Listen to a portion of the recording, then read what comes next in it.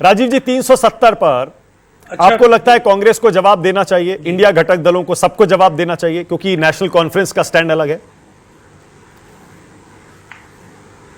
देखिए, एक बात मैं आपको कहना चाहूंगा, गठबंधन राजनीति में अभी आपने खुद ही कहा कि आपके पास कॉमन मिनिमम प्रोग्राम एक इतना बड़ा हथियार है जहां कई असहमति के मुद्दे आप किनारे रख करके आगे बढ़ सकते हैं। कश्मीर की जमीनी सच्चाई यह है कि दोनों ही राष्ट्रीय पार्टियों को क्षेत्रीय साझेदारों की जरूरत पड़ेगी और इस बात को नकारा नहीं जा सकता है कि मुकाबला एक तरफा नहीं होने जा रहा है।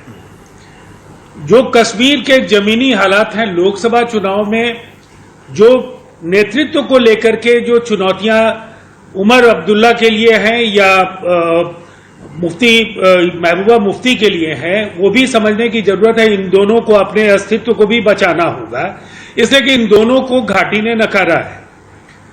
अब ये एक ऐसी परिस्थिति है कि सीटों के लिहाज से कांग्रेस और नेशनल कॉन्फ्रेंस को यह लगता है कि वो 41 सीटों पर उनकी बढ़त है, 34 और 7 सीटों पर उनकी बढ़त है, तो वो बहुमत के करीब पहुंच सकते हैं। और कांग्रेस की कोशिश यही होगी कि हम जम्मू में बीजेपी को 20 सीटों से ज्यादा नहीं लेने दें। लेकिन ये जो सारी गणनाएं हैं, जो परिस्थितियां हैं, इसमें कुछ ऐसे भी वहां फोर्सेज उनका भी इमरजेंस हुआ है जिनके नाम की मैं चर्चा नहीं करूंगा, लेकिन एक व्यक्ति को चाहने वाले लोगों की जो लोकप्रियता थी वो 14 सीटों पर उनके प्रभाव का असर था वहां।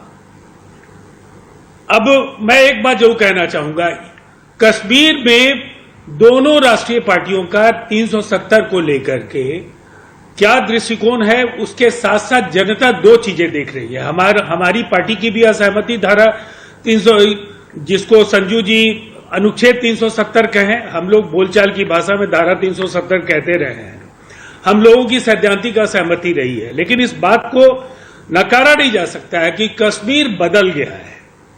बहुत तेजी से कश्मीर में एक खुशगवार जो एक माहौल बना है, लोग जिस तरह से पूरी दुनिया से वहां आ रहे हैं, आंकड़ों को कांग्रेस प्रवक्ता चुनौती दे सकते हैं, लेकिन ये सच है कि आज एक पसंदीदा डेस्टिनेशन के तौर पर एक बार फिर कश्मीर उभरा है। रोजगार इससे लोगों को मिल रहा है, कई तरह के पारंपरिक जो वहां पर कारीगरी के जो व्यापार को भी इससे लाभ होगा, और दूसरी तरफ जो और सैद्धांतिक तौर पर जो कठिनाइयां हैं, उन कठिनाइयों का भी जमीनी असर है।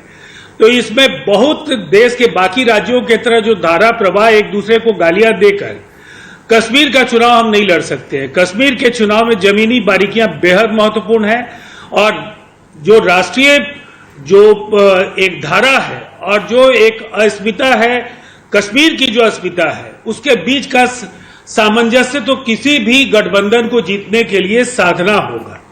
अगर वो नहीं साधेंगे तो वो कश्मीर को समझ नहीं पा रहे हैं। इसलिए कि नेशनल कॉन्फ्रेंस का जो अतीत है और कांग्रेस के रिश्ते कई अवसरों पर बहुत अच्छे रहे हैं, अनेक अवसरों पर बहुत बुरे रहे हैं। जिन्होंने आपने इशारों में बड़ी बात कह दी, आपने इशारों में यह कह दिया कि देश की दोनों राष्ट्रीय पार्टियों को रीजनल पार्टी से गठबंधन करना ही पड़ता है, ये तो मजबूरी होती है, राजनीतिक मजबूरी होती है। इसका मतलब कांग्रेस से अमित शाह के जो 10 सवाल हैं, आप उनसे सहमत नहीं है? नहीं, इसमें हर सवाल का जवाब हाँ या ना नहीं हो सकता है। और देखिए, एक बात बिल्कुल साफ है, कश्मीर को जो हमारा नजरिया है, हम ये मानते हैं कि एक संवेदनशील मुद्दा है। बहुत ही सावधानी के साथ जनता के नब्ज को पहचानने की जरूरत है। ज्यादा से ज्यादा लोग मतदान केंद्रों पर आए, बहुत ही आक्रामक होकर हम अगर जो बातें जम्मू में कह सकते हैं वो कश्मीर में कहना आसान नहीं हो। ठीक है, ओके। अब मैं वो बातें लद्दाख में नहीं कही जा सकती। कई सवाल है, इसलिए कि विमर्श का जो स्तर है उसका संतुलन बहुत ही आक्रामकता से आप नहीं साध सकते। ठीक है, ओके। अब राजीव जी, एक सवाल ये, राहुल गांधी और इंडिया गठबंधन को लगता है कि संविधान और जाति का मसला उनके लिए सबसे मुफीद है, वो उसी को लेकर आगे चल रहे हैं। राहुल गांधी आज भी संविधान सम्मान सम्मेलन में है प्रयागराज में। अब बीजेपी धर्म और राष्ट्रवाद, 370 राष्ट्रवाद का मुद्दा है। आपको लगता है यही रेस चल रही है, मैं अभी एक भी बात यही जरूर जंग चल रही है और आगे भी चलेगी? लेकिन कश्मीर, आपको इससे इतर कुछ सोचने की जरूरत होगी। देखिए, संविधान को लेकर कांग्रेस का इतिहास तो पूरी तरह से इसकी अनुमति नहीं देता है कि संविधान की दुहाई वो दें।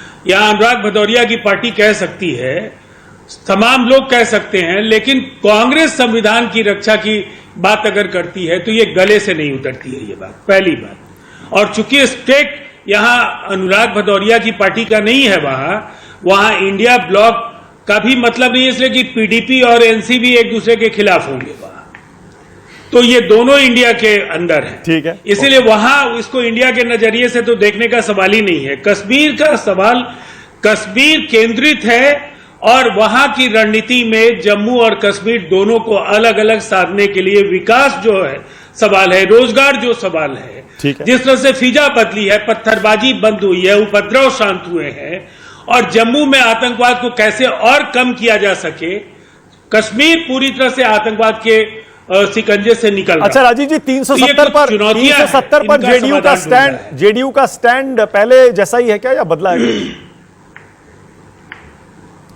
देखिए, हम ये मानते हैं कि उस फैसले के साथ हम नहीं थे, लेकिन हालात तेजी से बदले हैं और कहीं ना कहीं केंद्र सरकार ने अपने फैसले को सही साबित करने की कोशिश की है। बहुत बढ़िया, बहुत बढ़िया। ओके अनुराग, एक सेकंड जरा, पहले इकबाल त्रंबू के पास जा रहा हूं, बहुत देर से इंतजार भी कर रहे हैं। इकबाल भाई कैसे हैं, क्या हो रहा है घाटी में, जरा बताइए। अब तो नेशनल कॉन्फ्रेंस और कांग्रेस का अलायंस हो गया, पीडीपी क्या इस अलायंस में जाएगी या अकेले लड़ेगी? अकेले लड़ेगी तो कैसे, फिर पिछली बार की तरह ही हो जाएगा, लोकसभा की तरह?